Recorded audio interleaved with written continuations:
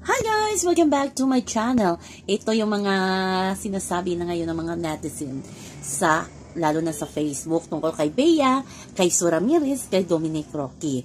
Ano kaya ang maging reaksyon ni Bea Alonzo pag nakasalubong niya si Su Ramirez at si Dominic Roque sa Ivy Clinic? Diba? Pareho silang doon pumupunta at napaka-close kay Doc Ivy na may-ari ng Ivy Clinic. Kaya natatawa tayo sa mga sinasabi ng netizen, yung reaksyon ni Bea, pinapakita nila, parang ini-imagine nila yung reaksyon ni Bea Alonzo pag nakaharap at nakasalubong niya si Dominic at si Su sa Ivy Clinic. Pero nakakatawa lang kasi nga in-interview na itong si Su Ramirez na kung kumusta silang dalawa ni Bea Alonzo kasi di natin alam na magkaibigan ang dalawa. Sabi ni Su Ramirez, everything is okay.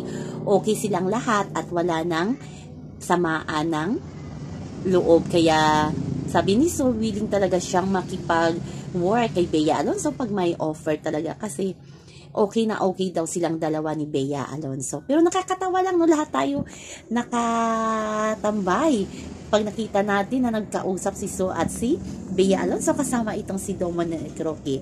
Okay naman daw yung breakup ni Dominic at ni Bea Alonzo at sa ngayon happy din itong si Bea Alonzo kay Vincent ko. Lagi na siyang pinaparade o pinaparada sa mga events ng Pure Gold. Alam naman natin CEO yan. At makikita natin ngayon sa aura ni Bea Alonzo na talagang in love at happy siya sa kanyang life ngayon.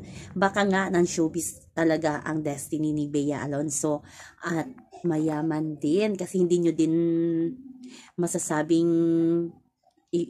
hindi sila bagay ni Bea Alonzo kasi si Bea Alonzo may pera din, di ba guys? So di ko na alam ang sasabihin ko kasi ngayon trending na trending talaga pag love life ni Bea Alonzo ang pinag-uusapan. Kasi nga wala na daw sa kalendaryo itong si Bea Alonzo at kailangan na talagang mag-asawa. Yung mga batchmate niya daw nagsipag-asawa na at malalaki na ang mga anak. So yung mga fans nagpipray na talaga na sana si Vincent ko na talaga ang magiging the one or magiging asawa nitong si Bea Alonzo. Kaya guys, abangan na lang natin yan guys ha. Alam ko magiging trending yan pag nagkasalubong sina Bea, Dominic at Su Ramirez. Maliit lang naman ang mundo ng showbiz. Kaya abangan natin, ulitin ko. Sabi ni Su Ramirez, okay na okay silang dalawa ni Bea Alonzo. Kaya happy tayo para kay Bea at happy din tayo para kay Dominic Roque. So lang po guys ang ating update sa ngayon. Hanggang sa muli. Bye-bye. Always remember, wag po tayong paka-stress. Please like, share, and subscribe my channel para ma-update kayo sa mga bago kong upload.